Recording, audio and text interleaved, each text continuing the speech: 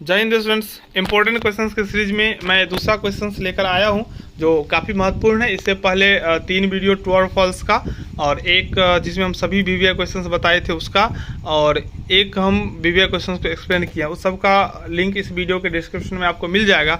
आप लोग उन सभी वीडियो को देख सकते हैं। अगर आपको अच्छा लगता हो तो चैनल को ज़रूर सब्सक्राइब कर लीजिए और वीडियो को लाइक ज़रूर करें, क्योंकि आपके लाइक से तो हमें कोई बेनिफिट्स कैश में मिलता नहीं है, लेकिन मुझे इतना ज़रूर होता है जो मेरा वीडियो आपको अच्छा लग रहा है, किसी को मेरे वीडियो का ज़रूरत है तो मुझे वीडियो बनाने के लिए मजबूर होना पड़ता है और मैं आप लोगों के लिए वीडियो बनाता हूँ। इसलिए आप लोग लाइक करना मत भूलिएगा और अधिक से अधिक इसे शेयर कीजिए। देखिए, अधिकार शुल्क क्या होता है आपको अगर मैं सिंपल वे में बता दूं, जो अधिकार शुल्क एक किराया होता है। किराया आप लोग जानते होंगे, अगर हम किसी का घर यूज़ करते हैं तो उसके बदले हम उसको किराया देते हैं। हम किसी का गाड़ी यूज़ करते हैं उसके बदले हम उसे किराया देते हैं। ठीक है, तो अधिकार शुल्क भी कुछ उसी प्रकार से है, लेकिन अधिकार शुल्क और किराया में क्या है तो अंतर है। अब क्या अंतर है ये हम परिभाषा में ही जान लेंगे। ठीक है, देखिए सिंपल सा बात समझिए, जो मैं अभी बताया हूँ गाड़ी भवन ये क्यों,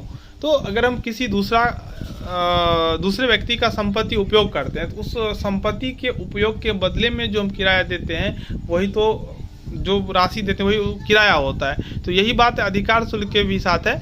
किराया में हम जो फिक्स्ड एसेट होते हैं मूर्तवान उसको ही दिया जाता है, लेकिन अधिकार शुल्क जो है मूर्त और अमूर्त किसी भी प्रकार के संपत्ति के लिए होता है। बस यही डिफरेंस है मुख्य रूप से।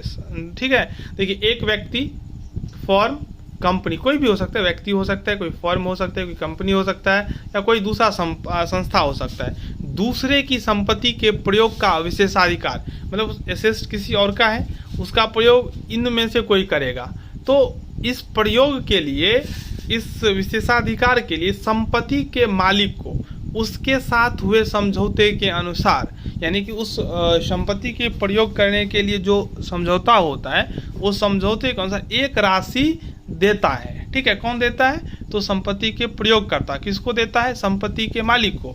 ठीक है, तो जो राशि दिया जाता है वही होता है अधिकार शुल्क।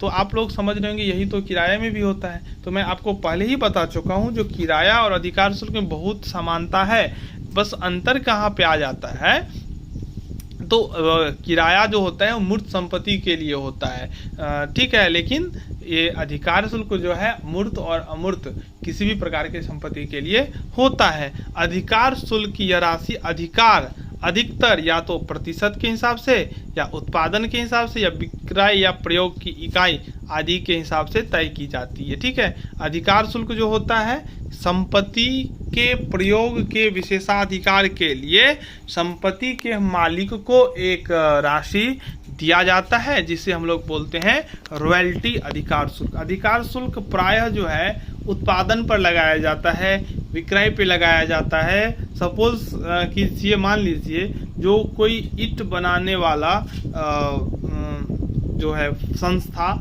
लिया है, जमीन लिया है, तो जमीन पे क्या करेगा, उसके मिट्टी से वो ईंट बनाएगा।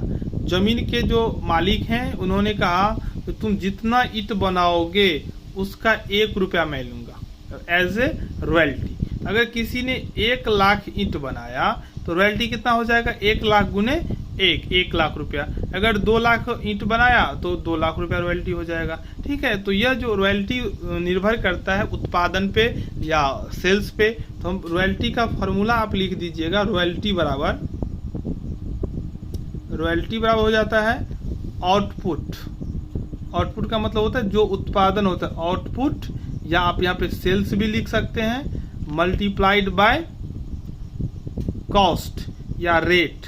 ठीक है ना, उसका रेट तय होता है, तो इस प्रकार से रॉयल्टी निकल जाएगा। अब देखते हैं अधिकार शुल्क के लक्षण। उद्देश्य, अधिकार शुल्क एक निश्चित उद्देश्य की पूर्ति के लिए दिया जाता है। अवधि, अधिकार शुल्क एक निश्चित अवधि के बाद देय होता है। यह अवधि अधिकतर वार्षिक या अर्धवार्षिक होते हैं। एक निश्चित अवधि के लिए होता है, एक निश्चित उद्देश्य के लिए होता है। ये अधिकार शुल्क जो है वो प्रतिफल है संपत्ति के प्रयोग के बदले में। आगे है समझौता, तो 2 व्यक्ति के बीच में, एक व्यक्ति जिसका जो मालिक है, जिसका एसेट होता है, एक व्यक्ति जो एसेट का यूजर होता है, प्रयोग करता है, जिसको हम लोग बोलते हैं लीजी। और जिसका एसेस उसको बोलते हैं लैंडलॉर्ड, ठीक है। इसमें अधिकार शुल्क और एक न्यूनतम किराया होता है, वह मिनिमम राशि जिससे कम लैंडलॉर्ड स्वीकार नहीं करेगा या कम से कम उतना राशि स्वीकार करेगा। लैंडलॉर्ड अधिकार शुल्क और न्यूनतम किराया दोनों में जो बड़ा होता है वही एक्सेप्ट करता है, ठीक है। अब आप लोगों को ये समझ में आ गया दर, ये तो एक निश्चित दर से रॉयल्टी लिया जाता है। और हम देखते हैं किराया और अधिकार शुल्क में क्या अंतर है। देखिए आपको पता ही होगा, मैं स्टार्टिंग में ही बता दिया हूँ, जो कुछ व्यक्ति किराया और अधिकार शुल्क को एक ही समझते हैं, लगभग है भी यही बात, लेकिन कुछ अंतर हैं। तो अंतर क्या क्या है? तो किराया किसी मूर्त संपत्ति को प्रयोग में लाने का प्रत्यय, मूर्त संपत्ति घर कार, ये मूर्त संपत्ति आप देख रहे हैं। लेकिन रॉयल्टी जो होता है मूर्त संपत्ति और अमूर्त दोनों के लिए भी होता है, ठीक है। अमूर्त आप समझिएगा, अमूर्त कैसा होता है, जैसे आप लोग बुक पढ़ रहे होंगे, बीके मेहता का बुक है, एसके सिंह का बुक है, अग्रवाल का बुक है, शुक्ला का बुक है।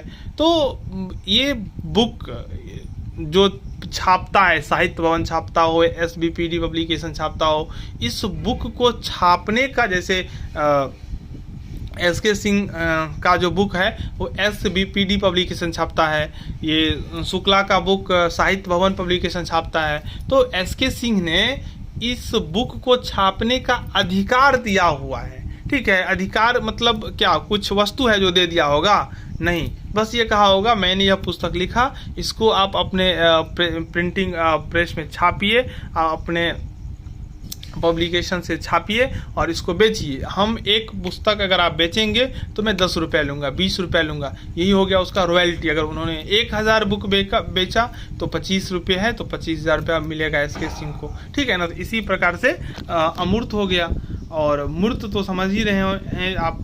फिर आगे भुगतान का अधिकार, ठीक है। तो किराए की राशि वर्ष माह सप्ताह दिन घंटे के हिसाब से निश्चित की जाती है, अर्थात किराए का भुगतान किसी अवधि के आधार पर किया जाता है, परंतु अधिकार शुल्क की राशि संपत्ति के उपयोग में लाने की सीमा पर निर्भर होता है। आप कितना उत्पादन कर रहे हैं उस पर निर्भर करता है, ठीक है। चलिए, तो अधिकार शुल्क का प्रकार क्या होता है? खादान, जहाँ पे कोयला सब निकाला जाता है पृथ्वी के अंदर से, ईंट बनाने का भट्ठा पे होता है, ठीक है। फिर आगे तेल के कुआं के संबंध में अधिकार शुल्क, तेल निकाला जाता है कुआं से। पेटेंट का अधिकार शुल्क, जो कुछ बनाने के लिए इसी लगभग बिक्री के आधार पर होता है। फिर आता है कॉपीराइट, जिसका अधिकार जैसे प्रकाशन के लिए मैं भी बताया हूँ ये। फिर मशीन, गुप्त उपकरण, तकनीकी ज्ञान, ये सब हो गया। तो उत्पादन पर अधिकार शुल्क, royalty on sales production, trademark, ये अमूर्त सब हो गया। तो इसी प्रकार से रॉयल्टी लगाया जाता है। तो मैं उम्मीद करता हूँ आपको रॉयल्टी भी समझ में आ गया होगा। इसमें क्या होता है, तो लीजी के पुस्तकों में जनरल प्रविष्टि और लैंडलॉर्ड के पुस्तकों में जनरल प्रविष्टि होता है। यहाँ पे आपको 2-3 टर्म ध्यान रखना होगा। एक तो हो गया रॉयल्टी, आपको समझ में आ गया होगा। न्यूनतम किराया, जिसको हम लोग डिड रेंट भी बोलते हैं, मृत किराया भी बोलते हैं, फिक्स किराया भी बोलते हैं, ठीक है। तो वह राशि जिससे कम लैंडलॉर्ड नहीं स्वीकार करेगा, न्यूनतम किराया होगा। एक होता है लघु कार्य, जब रॉयल्टी कम हो जाता है न्यूनतम किराए से, तब शॉर्ट वर्किंग होता है। और जब शॉर्ट वर्किंग 2 प्रकार के होते हैं, एक होते हैं रिकूवेबल, एक होते हैं अनरिकूवेबल। रिकूवेबल का अर्थ होता है जो लीजी लघुकार को किसी आगे साल क्या कर सकता है, तो रिकवर कर सकता है, तो रिकूवेबल हो गया। और ऐसा अधिकार नहीं होता है तो अनरिकूवेबल होता है, ठीक है। तो इसी प्रकार से आप 2-4 टर्म और लिख भी सकते हैं, नहीं तो आप एंट्री देख लीजिएगा।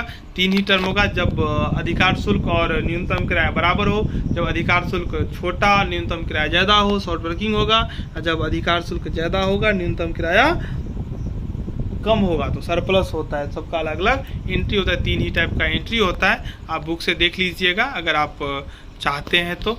धन्यवाद, अभी के लिए इसमें इतना ही। नेक्स्ट वीडियो बहुत जल्द अपलोड होगा, आप लोग देखते रहें हमारे चैनल को। अच्छा लगा हो तो लाइक, शेयर, सब्सक्राइब जरूर करें। धन्यवाद।